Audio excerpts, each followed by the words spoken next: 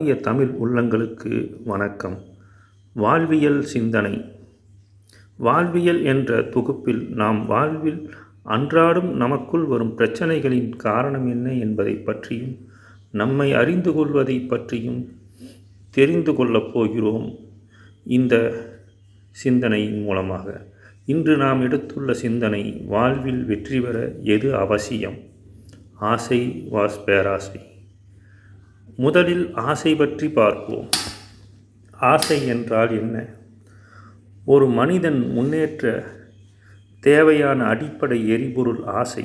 பசி எடுப்பது எப்படி இயற்கையோ அதுபோல் ஆசை என்பது இயல்பானது. பேராசை. பேராசை என்பது என்ன? தன்னிடம் இருப்பதை விட மற்றவர்களிடம் இருப்பதை பறிக்க நினைப்பதும் அளவுக்கு அதிகமாக துடிப்பதும் பேராசை. இவைகளின் வேறுபாடு: ஆசை உழைக்கத் தூண்டும், பேராசை அழிக்கத் தூண்டும். ஆசை வளர்ச்சியின் படிநிலை. நல்ல ஆசைகள்: கல்வி கற்க வேண்டும், நல்ல வேலைக்கு செல்ல வேண்டும், குடும்பத்தை காப்பாற்ற வேண்டும் என்பது போன்ற ஆசைகள் சமூகத்தை முன்னேற்றும். இலக்கு வாஸ் ஆசை. ஆசை என்பது வெறும் கனவல்ல, அது ஒரு இலக்கை நோக்கிய பயணத்தின் ஆரம்பம்.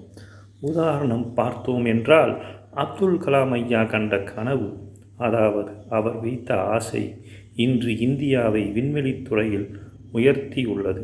பெரியவர்கள் சொல்வார்கள், போதுமென்ற மனமே பொன் செய்யும் மருந்தென்று. இது ஆசையை தடுத்து நிறுத்த அல்ல, அடைந்த வெற்றியை கொண்டு திருப்தி அடைய செய்வதற்கே. பேராசை. இது வீழ்ச்சியின் பாதை, எல்லையற்ற தாகம். ஒரு கிளாஸ் தண்ணீர் தாகத்தை தீர்க்கும், ஆனால் கடலையே குடிக்க நினைப்பது பேராசை.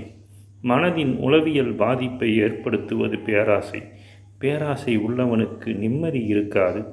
எப்போதும் ஒப்பிடுதல் மற்றும் பொறாமை அவனை வாட்டும். சமூக தீமை, ஊழல், ஏமாற்றுதல், இயற்கை வளங்களை அழித்தல், இவை அனைத்திற்கும் பின்னால் இருப்பது பேராசை. துன்பத்திற்கு காரணம் ஆசை என்று புத்தர் சொன்னது இந்த பேராசையையும் பற்றையுமே குறிக்கிறது. இதை எப்படி சமநிலைப்படுத்துவது? திருப்தி. உழைப்பதற்கு தகுந்த பலனை ஏற்றுக்கொள்வது. தேவை வாஸ் விருப்பம். எனக்கு இது தேவையா அல்லது இது விருப்பமா என்ற கேள்வியை நமக்குள் கேட்பதன் மூலம் பேராசையை கட்டுப்படுத்தலாம். பகிர்தல். உங்களிடம் இருப்பதை மற்றவர்களுக்கு பகிரும் போது பேராசை தானாகவே குறையும். இந்த இடத்தில் ஒரு குட்டி கதை சொல்ல விரும்புகிறேன். இது நமக்கு தெரிந்ததுதான், இருந்தாலும் இங்கு பதிவு செய்கிறேன். ஒரு கிராமத்தில் ஒரு ஏழை விவசாயி இருந்தான். ஒரு நாள் அவனுக்கு ஒரு வாத்து கிடைத்தது. அந்த வாத்து ஒவ்வொரு நாளும் ஒரு தங்க முட்டை இட்டது. விவசாயிக்கு ஒரே மகிழ்ச்சி. அவன் தன் வாழ்க்கை ஏழ்மையில் இருந்து மீண்டு வந்தான். அவன் தங்க முட்டைகளை விற்று செல்வந்தனாக மாறினான். ஆனால் நாட்கள் செல்ல செல்ல விவசாயிக்கு ஒரு பேராசை வந்தது. இந்த வாத்து தினமும் ஒரு முட்டை தானே இடுகிறது, இதன் வயிற்றுக்குள் நிறைய முட்டைகள் இருக்கும். ஒரே நேரத்தில் அத்தனை முட்டைகளையும் எடுத்து விட்டால் இன்னும் நாம் பெரும் பணக்காரன் ஆகலாம் என்று எண்ணினான். பேராசையால் மதிமயங்கிய விவசாயி ஒரு நாள் கசாப்பு கத்தியால் வாத்தை அறுத்து விட்டான். ஆனால் அவனுக்கு அதிர்ச்சி, வாத்தின் வயிற்றுக்குள் ஒரு தங்க முட்டையும் இல்லை.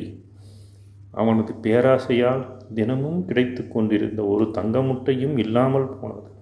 வாத்தும் இறந்து போனது. விவசாயியின் பேராசையால் அவனிடம் இருந்தது இல்லாமல் போனது. அளவான ஆசை வளர்ச்சிக்கு வழிவகுக்கும், ஆனால் பேராசை இருப்பதையும் அழித்துவிடும்.